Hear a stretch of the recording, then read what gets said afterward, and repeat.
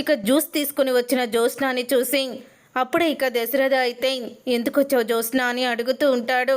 మమ్మీకి జ్యూస్ తీసుకొచ్చాను డాడీ, తీసుకురాకూడదా అని అంటూ ఉంటుంది జ్యోత్స్న. అప్పుడే ఇక దీప వెనకాలే వస్తుంది. దీప వచ్చి ఆ జ్యూస్ వద్దన్నా కూడా జ్యోత్స్న తీసుకువచ్చి అమ్మకి ఇస్తానంటుంది అని అంటూ ఉంటుంది దీప. అదేంటి, ఈ జ్యూస్ మా అమ్మ కోసమే కదా చేశావు, అంటే నువ్వే గొప్ప దానివి అనిపించుకోవాలని, నేనేమీ పట్టించుకోవడం లేదని అనుకోవాలని కదా ఇదంతా చేస్తున్నావు అని అంటూ ఉంటుంది జ్యోత్స్న. అది అసలు అమ్మకి కాదు, అమ్మకి అలాంటి జ్యూస్ ఎవ్వరూ కూడా ఇవ్వరు. నేను జ్యూస్ చేస్తే అది అమ్మకి అని ఎలా అనుకున్నావు? ఆవిడ ఏం తినాలో ఏం తినకూడదో నీకు తెలుసా అని అడుగుతూ ఉంటుంది దీప. అప్పుడు ఇక దశరథ అయితే షాక్ అయిపోతూ, ఇప్పుడు చెప్పు సమాధానం. ఆ జ్యూసు నేను నాన్నకి చేయమన్నాను, నాన్న నీరసంగా ఉన్నారని మళ్ళీ నువ్వేదో పెద్ద జ్యూస్ చేసి తీసుకొచ్చేసినట్టు ఇక్కడ బిల్డప్ ఇస్తున్నావా? ఒకవేళ నువ్వు తెలిసి తెలియకుండా ఇలాంటివేవి కూడా చెయ్యొద్దు ప్రయోగాలు. మీ అమ్మ గురించి ఏం పెట్టాలో ఏం పెట్టకూడదో అన్నీ కూడా దీప చూసుకుంటుంది. నువ్వేమీ ఇలాంటి వాటికి రావాల్సిన అవసరం లేదు, నీ పనల్లా బోను మేరో ఇవ్వడమే అని అంటూ ఉంటే పని మనిషి మీద ఉన్న నమ్మకం కన్న కూతురు మీద లేదు మీకు అని తిట్టుకుంటూ వెళ్ళిపోతుంది జ్యోత్స్న.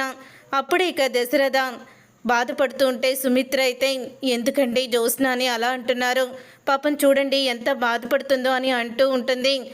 సుమిత్ర బాధపడడం కాదు, తను ఎందుకు ఇలా ప్రవర్తిస్తుందో తెలియడం లేదు.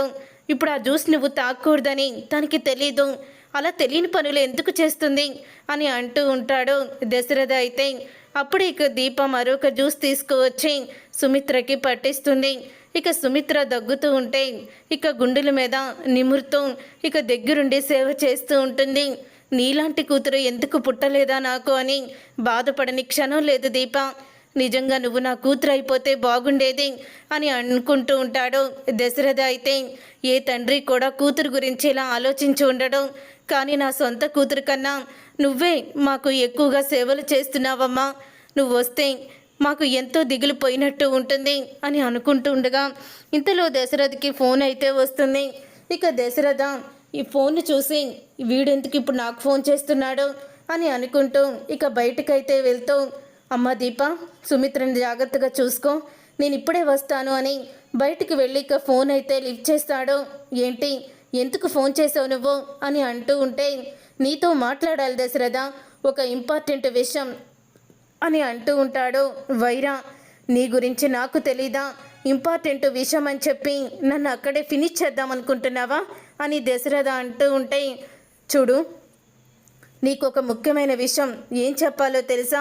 నీ కూతురు జ్యోత్స్న గురించి, తను చేసిన కుట్రని కుతంత్రాన్ని నీతో చెప్పాలి, తొందరగా రా అని అంటూ ఉంటాడు వైరా. అప్పుడే ఇక దశరథ అయితే వీడు మాటల్లో నాకు ఎందుకో నమ్మకం కలుగుతుంది, వెళ్తాను అని రివాల్వర్ తీసుకొని మరీ వెళ్తాడు దశరథ అయితే. అప్పుడు ఇక వైరాని చూసి జైలు నుంచి అప్పుడే వచ్చేసావా నువ్వు అని అడుగుతూ ఉంటాడు దశరథ. జైలు నుంచి వచ్చాను, కానీ నేను జైలుకి వెళ్ళడానికి కారణం మాత్రం నీ కూతురు జ్యోత్స్నానే అని అంటూ ఉంటాడు. నా కూతురు ఎందుకు అవుతుంది? కాశీకి డబ్బులు ఇచ్చి కాశీని కొనేసి చేసిందంతా నువ్వైతే నా కూతురిని ఎందుకు మధ్యలోకి లాగుతున్నావు అని అడుగుతూ ఉంటాడు దశరథ అయితే. అసలు నీ కంపెనీ జోలికి ఇప్పుడప్పుడే రాకూడదని నేను నిర్ణయించుకున్నాను, ఎందుకంటే నీ మేనల్లుడు ఉండగా నీ కంపెనీని నేను కదల్చలేను.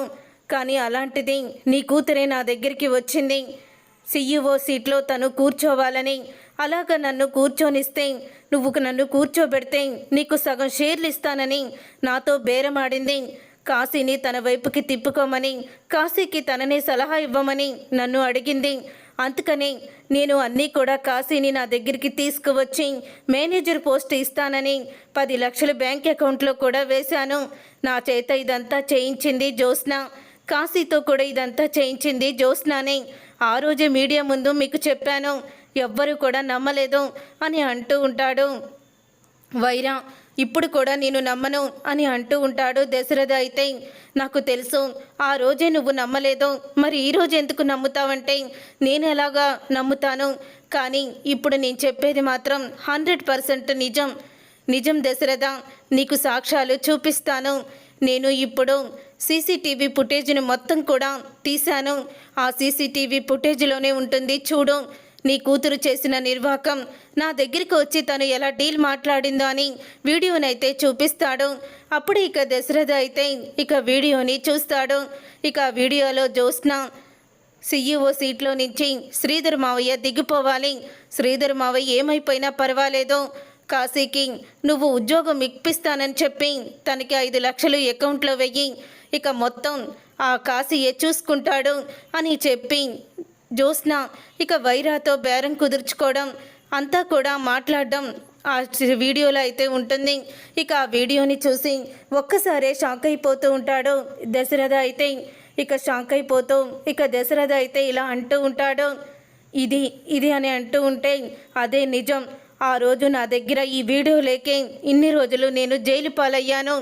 నీ కూతురు సామాన్యురాలు కాదు, సొంత కూతురు నీకు, కానీ మీ కంపెనీనే నాశనం చేయాలని చూసింది. నేను మీ శత్రువని కూడా తెలుసు, అన్నీ తెలిసి కూడా నాతో చేతులు కలిపింది, సొంత మావయ్యని జైలు పాలు చేసింది. అలాంటి కూతురు ఎవ్వరికీ కూడా ఉండదు. జ్యోత్స్న విషయంలో నువ్వు చాలా జాగ్రత్తగా ఉండాలి దశరథ, లేకపోతే జ్యోత్స్న గుండెలు తీసిన బంటు, నక్క లాంటిది, తోడేళ్ళలాంటిది. అలాంటి కూతుర్ని అసలు నమ్మకూడదు, అస్సలు కూడా నమ్మకూడదు, గుర్తుపెట్టుకో అని చెప్పేసి ఇక వైరా అయితే వెళ్ళిపోతాడు. అప్పుడు ఇక వైరా చెప్పింది విని షాక్ అయిపోతూ ఉంటాడు దశరథ అయితే. జ్యోత్స్న మీద రోజు రోజుకి ఉన్న నమ్మకం కాస్త పోతుంది. జ్యోత్స్న రిపోర్ట్స్ మ్యాచ్ అయ్యాయో లేదో అని టెన్షన్లో ఉంటే ఈరోజు వైరా మరొక షాకమైన నిజాన్ని బయట పెట్టాడు. నిజంగా ఈ విషయం కార్తీక్కి తెలుసా? తెలిసేవాళ్ళు మా దగ్గర నిజాన్ని దాచిపెట్టారా? తెలుసుకోవాలి. ఒకవేళ జ్యోత్స్న వైరాతో చేతులు కలిపి ఇదంతా చేయించిందని కార్తీక్కి ముందే తెలుస్తుంటే అప్పుడు జ్యోత్స్న సంగతి తెలుస్తాను. అలాగే జ్యోత్స్నకి నాకు ముందు నేను డిఎన్ఏ టెస్ట్ చేయించాలి. డిఎన్ఏ టెస్ట్ చేయించుకున్నాక అసలు జ్యోత్స్న నా కూతురు కాదు అని తేలిపోతుంది, అప్పుడు చెప్తాను అని అనుకుంటూ ఉంటాడు దశరథ. చూసారుగా ఫ్రెండ్స్, రాబోయే కథలో ఖచ్చితంగా ఇలాగే జరగబోతుంది. మరి ఇలాగే జరగాలని మీరైతే కోరుకుంటున్నారా?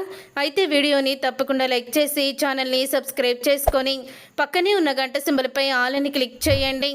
అప్పుడే మేము పెట్టే ప్రతి వీడియో మీరు మిస్ కాకుండా చూసేవచ్చు.